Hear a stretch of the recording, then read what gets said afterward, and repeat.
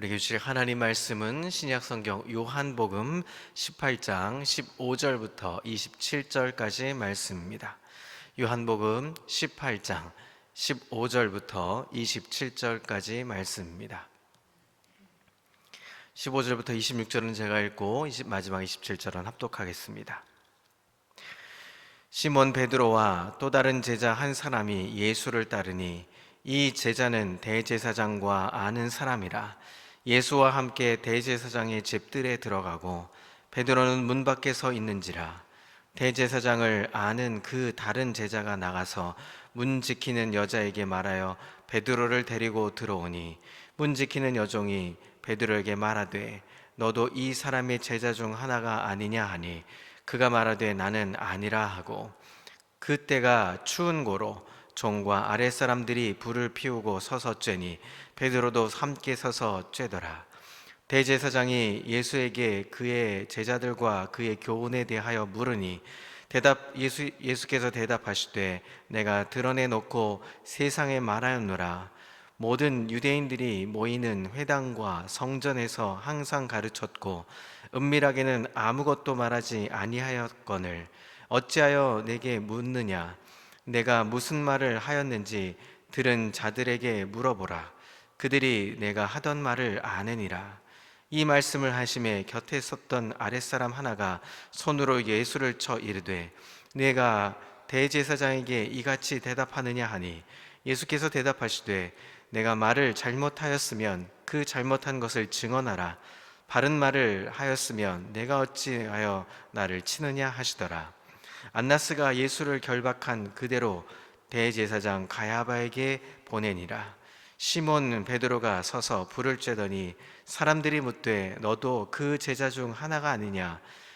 베드로가 부인하여 이르되 나는 아니라 하니, 대제사장의 종 하나는 베드로에게 귀를 잘린 사람의 친적이라. 이르되 내가 그 사람과 함께 동산에 있는 것을 내가 보지 아니하였느냐. 함께 읽습니다. 이에 베드로가 또 부인하니 곧 닭이 울더라. 아멘. 할렐루야. 오늘도 하나님의 은혜와 평강이 삶에 넘치시기를 그리스도의 이름으로 소망합니다. 여러분, 연습을 실전같이 하라, 또 운도 실력이다 라는 말이 있죠. 평소 연습을 철저히 하면 실제 상황에서 잘 대처할 수 있다라는 표현입니다. 우리 신앙생활도 마찬가지입니다. 말씀과 기도를 통해서 우리 경건의 훈련을 잘 하고 있으면 어떤 상황이, 무슨 일이 닥쳐도 우리는 믿음의 행동을 잘 할 수가 있습니다. 예를 들면 기름을 충분히 준비한 슬기로운 5처녀, 그 처녀들은 언제 신랑이 오더라도 기꺼이 맞이할 준비를 하고 있었던 것이죠.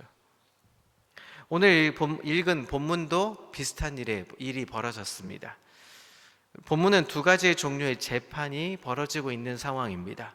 한쪽에서는 예수님을 피고로 하는 종교 재판이 열리고 있었고, 또 다른 쪽에서는 베드로를 피고로 하는 인민 재판이 지금 열리고 있던 상황이었습니다. 그 재판에 임하는 두 피고의 태도는 그러나 대조적입니다. 예수님은 담대하시고 또 오히려 재판장같이 재판을 이끌어가고 계십니다. 주도해가고 있는 상황이죠. 그러나 베드로의 분위기는 눌려서 두려워하면서 예수님을 부인하고 있습니다. 요한복음에는 예수님께서는 나는 뭐뭐이다, 에고 에이미라고 들어보신 적이 있으시죠? 나는 뭐뭐이다 라고 말씀하시는 장면이 많이 등장합니다. 당당하고 긍정적인 이야기, 그 말이죠. 본문을 보니까 베드로는 나는 아니다, 이 비겁한 부정을 하면서 3번이나 반복하고 있습니다. 예수님은 시인하고 계시고 베드로는 부인하는 대조적인 장면을 이루고 있습니다. 요한복음에 나타나는 이 예수님의 고난당하는 이 순환 스토리에서도 예수님은 항상 왕적으로 메시아로서 자신의 길을 위엄 있게 당당하게 걸어가시는 모습으로 묘사되고 있습니다. 예수님은 대제사장, 또 빌라도 총독, 헤로당 같은 당시의 최고의 권력자 앞에서도 당당하게 나는 뭐뭐다라고 말씀하시면서 이렇게 이 고난의 길을 걸어가셨습니다. 자, 그런데 베드로는 아무 권세도 없는 문을 지키는 여자 앞에서도 나는 아니다라고 지금 말하고 있습니다. 여러분, 이 문지기는 죽이려고 했던 상황도 아니었습니다. 위협하는 상황도 아니었습니다. 죽인다고 위협하는 상황도 아닌데 나는 아니다라고 말하고 있습니다. 여러분, 우리가 신앙생활을 하다 보면 다 어떠한 상황 때문에 압도되어서 우리의 의지와 상관없이 행동을 할 때가 있습니다. 어떻게 하면 주님이 원하시는 제자가 되어서 예수님의 길을 잘 따를 수 있을까요? 오늘 본문을 통해서 함께 살펴보고자 합니다. 먼저 우리 15절부터 18절에 보면 예수님을 부인하는 베드로의 모습을 볼 수 있습니다. 다른 제자들은 모두 흩어졌지만 두 제자는 그대로 용기를 내어서 예수님의 뒤를 지금 따르고 있습니다. 따르다라는 동사가 제자를 규정하는 단어임을 고려해 보면 두 사람이 예수님을 신문 받으시는 곳까지 따라갔다는 것은 그들이 제자로서의 행동을 지금 보이고 있었던 상황입니다. 베드로와 함께 대제사장의 집까지 따라간 다른 제자의 이름은 여기서 나오지 않습니다. 단지 대제사장과 아는 사람이다 라고 얘기하죠. 사복음서 가운데 요한복음에서만 그때가 추운 고로 또 불을 피우고 라는 표현을 쓰고 있으면서 목격자만이 알 수 있는 구체적인 상황을 지금 묘사를 하고 있습니다. 이 다른 제자는 오늘 이 요한복음을 기록한 사도 요한이라는 것을 자연스럽게 유추할 수가 있는 것이죠. 대제사장 집에 도착하자 요한은 바로 그 집안에 들어갔지만 베드로는 들어가지 못하고 문 밖에 지금 서 있는 상황이었습니다. 문이 열리기를 기다리는 동안 베드로는 자기가 대제사장의 종의 귀를 베었던 일, 겟세마네 동산에서 예수님이 기도하시는 동안에 잠을 자고 있었던 일, 예수님께서 잡혀가셔서 지금 신문을 받고 계시는 그 일, 지금 지난 하루 동안에 벌어졌던 이 일들 생각하면서 마음이 뒤숭숭하고 있었을 겁니다. 요한이 문 지키는 여자에게 부탁해서 베드로를 들어오게 했습니다. 안으로 들어가려는데 그 문을 지키는 여자가 베드로에게 너도 이 사람의 제자 중 하나가 아니냐라고 지금 질문합니다. 이 질문은 아니다를 전제로 하고 있는 질문입니다. 다시 말하면 베드로가 예수님과 함께 있었던 자로 확신하고 물어본 것이 아닙니다. 너 혹시 예수라는 사람과 같이 있었던 제자 아니야? 확신이 있는 질문이 아니죠. 제자 아니야? 라는 얘기가 너는 제자였지? 라고 얘기하는 것이 아니죠. 그냥 단순한 질문이었습니다. 그런데 베드로는 지금 갑작스러운 이 질문에 당황하기 시작합니다. 위험에 처한 스승 근처를 맴돌 정도로 주님에 대한 애정은 있었지만 주님을 위하여 자기 목숨까지 버리겠다고 장담까지 했지만 주님을 향한 베드로의 상은 거기까지였던 것입니다. 그는 주님을 향해 목숨을 버릴 만한 용기는 없었습니다. 예수님과 함께 했던 소중한 시간들과 이야기들을 숨겨야 자신이 살 수 있었기 때문에 지금 거짓말을 하고 있습니다. 베드로는 대제사장의 집안에 들어가긴 했지만 그곳에서 어색하게 종과 아랫사람들과 함께 지금 추운 상황이었기 때문에 불을 쬐고 있었습니다. 주변을 어슬렁거리고 있었던 것이죠. 베드로의 행동은 그가 깨어 기도하면서 다가올 시험과 싸움을 준비하지 못했기 때문입니다. 여러분, 우리가 영적으로 민감하지 못하면 단순한 이 여자의 질문에도 무너질 수밖에 없습니다. 베드로의 모습이 바로 우리의 모습이 되지 않도록 우리는 주의해야 하는 것입니다. 여러분, 신앙은 결단만으로 충분하지 않습니다. 희생을 각오하고 두려움을 맞서서 그 선을 넘어야 하는 것입니다. 베드로는 자신의 주님을 위해서 죽을 수 있겠다고 생각했지만 사실은 주님이 베드로를 위해 죽으셨던 것입니다. 그것을 깨닫고 나서야 베드로도 주님을 위해 죽을 수가 있었던 것이죠. 두 번째로 19절부터 24절은 이제 안나스 앞에 신문 받는 모습을 보여주고 있습니다. 요한복음에서는 공간복음과 달리 다른 복음서들과 달리 베드로가 예수님을 부인하는 장면과 부인하는 장면 사이에 예수님을 신문 받으시는 장면이 이렇게 하나 샌드위치처럼 껴 있습니다. 그 신문의 현장에서 율법을 어긴 사람은 예수님이 아니었습니다. 바로 신문했던 안나스였습니다. 유대의 율법에 따르면 피의자에게 직접 질문하는 것은 적절하지 않았습니다. 정당한 재판을 하려면 증인을 배석해서 증인을 통해서 신문하게 되어 있습니다. 증언하게 되어 있죠. 증언을 듣는 것입니다. 지금 그런데 이 재판은 증거도 없고 변호하는 사람도 없는 불의한 재판이었습니다. 자기들이 이미 결정을 해놓고 거기다 끼워 맞추는 전술을 지금 하고 있는 것이죠. 안나스는 예수님의 죄목을 명확히 대지 못하고 있습니다. 질문 내용은 예수님의 제자들과 그의 교훈에 대한 질문이었습니다. 그런데 예수님은 제자들에 관하여는 아무 말씀을 하지 않으십니다. 제자들을 보호하려는 예수님의 마음이 보이는 것이죠.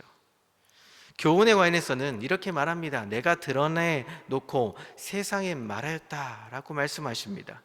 예수님은 하나도 숨길 것이 없었습니다. 회당이든 성전이든 어디 가서든 천국에 대해 말씀하셨고 자신이 메시아라는 사실에 대해서 당당하게 공개적으로 선언하셨기 때문입니다. 그러니 그 내용을 알고 싶으면 말씀을 들은 자에게 가서 물어보라 라고 당당하게 묻고 계십니다. 안나스는 예수님으로부터 어떠한 시원한 대답도 듣지 못합니다. 그때 그 곁에 섰던 아랫사람이 예수님을 쳤습니다. 그는 예수님이 대제사장에게 대답하는 것이 마음에 들지 않았기 때문입니다. 그랬더니 예수님은 자신의 잘못이 없는데 바른 말을 하고 있는데 왜 나를 치고 있느냐라고 당당하게 다시 반문하십니다. 그는 예수님의 위험 앞에 아무 말도 하지 못합니다. 신문 과정에서 대제사장이나 그 아랫사람이 아닌 예수님이 모든 상황을 지금 주도해 가고 계십니다. 그럼에도 불구하고 예수님은 대제사장의 신문을 받고 계시는 모욕을 지금 당하고 계십니다. 최후의 심판 때 심판의 주로 이 세상에 오실 분이 지금 인간의 법정 앞에서 불의한 법정 앞에서 지금 신문을 당하고 계시는 것입니다. 있을 수 없는 일이지만 예수님은 이 모든 것이 인간을 구원해 하기 위한 과정이기 때문에 이 길을 드라마처럼 걸어가고 계셨던 것입니다. 세 번째로 마지막으로 25절부터 27절에는 베드로의 계속된 부인의 장면입니다. 베드로가 대제사장 종과 아랫사람들과 함께 서서 불을 쬐고 있을 때 몹시 불안하고 있었을 겁니다. 그때 같이 불을 쬐던 사람이 베드로에게 이렇게 묻습니다. 너도 그 제자 중 하나가 아니냐? 이 질문 역시 아니다를 전제로 질문하고 있습니다. 베드로는 나는 아니다 라고 말하면서 다시 한번 예수님을 부인합니다. 베드로가 예수님을 두 번째로 부인한 것과 세 번째 부인하는 것과의 시간적 간격이 있습니다. 마태복음과 마가복음에는 조금 후에라는 기록이 있고 또 누가복음에게는 1시쯤이라고 이렇게 시간의 간격을 표현하고 있습니다. 요한은 귀를 잘랐던 종 말고와 일가인 사람이 베드로가 예수님과 함께 동산에 있었음을 보았다고 증언하면서 지금 추궁하고 있습니다.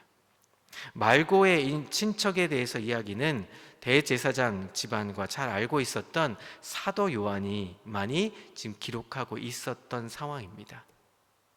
요한은 베드로가 또 부인하니? 라고 단순히 기록했지만 이번에는 그저 부인만 할 수만은 없었습니다. 앞에 두 번의 질문과는 달리 말고의 친척의 질문은 긍정의 질문으로 바뀌고 있습니다. 그렇다라는 대답을 이끌어내기 위한 질문을 지금 하고 있습니다. 그래서 공간복음은 베드로가 맹세하고 심지어 저주까지 퍼부었는 부인을 하고 있다는 것을 기록합니다. 예수님을 세 번째 부인할 때 닭이 우는 소리가 들립니다. 새벽을 알리는 닭 울음소리는 육신의 잠을 깨우기도 하지만 베드로가 주님을 부인하는 이 밤에는 그의 잠든 영혼을 깨우는 잠영종이 되었던 것입니다. 하나님은 실족한 제자를 회복시키기 위해서 닭까지 동원하셔야 했습니다. 닭이 울어야 세 번을 부인하고 그 세 번을 부인해야 진정으로 자기가 예수님의 제자의 길을 걸어갈 수 있었기 때문이죠. 여러분, 오늘날도 마찬가지입니다. 주님은 우리의 삶의 현장에서 다양한 소재를 통해서 우리의 영혼을 깊이 잠든 우리의 영혼을 깨우시고 우리를 일으키시고 영의 눈과 영의 귀를 열어 놓으십니다. 일생일대에 돌이킬 수 없는 실수를 한 베드로, 주님을 저주하며 맹세하며 결단코 모른다고 부인했던 베드로, 누가복음을 보면 그 부인하던 예수님과 눈이 마주칩니다. 여러분, 세 번이나 부인하면서 그 부인하지 않겠다고 생각했던 그 베드로가 예수님과 눈이 마주쳤습니다. 그러나 베드로는 주님의 그 시선을 일생 동안 잊을 수 없었을 겁니다. 지난밤 목숨을 바쳐 주님을 따르겠다고 공언했던 베드로가 예수님의 예고대로 다음날 새벽에 울기 전에 그것도 세 번씩이나 부인하게 되죠. 요한복음에서는 베드로가 통곡하고 회개하는 장면은 나오지 않습니다. 그런데 다른 복음서에 보면 닭 울음소리를 듣고 밖에 나가서 부끄러워서 슬픔으로 심히 통곡했다라고 말씀합니다. 베드로는 주님 앞에 모든 것을 내려놓으며 회개했습니다. 그 결과 쓰라린 실패를 용서받고 위대한 사도가 될 수 있었던 것입니다.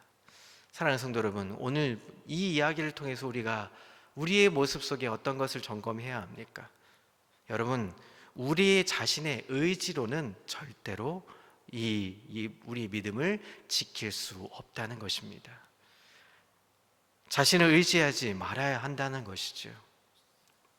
우리의 의지는 우리의 믿음을 지킬 수 없기 때문에 우리의 약한 믿음을 붙들어 주시는 주님을 바라봐야 하는 것입니다. 두 번째로, 주님만을 의지해야 하는 것입니다. 우리는 배신할 수 있고 배신당할 수도 있는 존재들입니다. 그러나 우리는 주님만을 의지할 수밖에 없는 존재, 연약한 존재라는 것을 우리는 깨달아야 합니다. 우리를 멸망시키는 것은 죄 자체가 아니라 죄에 빠져 구원을 약속하신 예수님의 말씀을 기억하지 못하는 것이기 때문입니다. 그래서 주님만을 의지해야 하는 것입니다. 세 번째로, 끈질긴 주님의 사랑을 기억해야 합니다. 주님이 우리가 그렇게 세 번을 부인함에도 불구하고 끝까지 예수님은 베드로의 시선에서 떼지 못하셨습니다. 베드로의 눈을 보면서 그를 사랑하고 아끼고 있다는 것을 보여주고 계셨습니다. 그 사랑을 우리는 기억해내야만 하는 것입니다. 사랑하는 성도 여러분, 오늘 하루 우리는 부인할 수밖에 없고 부정할 수밖에 없는 연약한 존재임에도 불구하고 하나님이 우리를 끝까지 죽기까지 사랑하셨던 그 사랑을 배우면서 힘써 여호와를 알아가며 오늘도 은혜의 감격에 사로잡혀 기뻐하며 감사하며 사실 수 있는 귀한 한 날 되시기를 그리스도의 이름으로 소망합니다. 이 시간 기도하겠습니다. 하나님 아버지, 베드로의 부인을 우리는 기억합니다. 우리도 수도 없이 주님을 부정했습니다. 우리도 수도 없이 주님을 부인했습니다. 그런 날들을 우린 수없이 많이 겪어왔습니다. 그럼에도 불구하고 이 새벽을 깨워 하나님께 나아갑니다. 하나님, 주님만을 바라봅니다.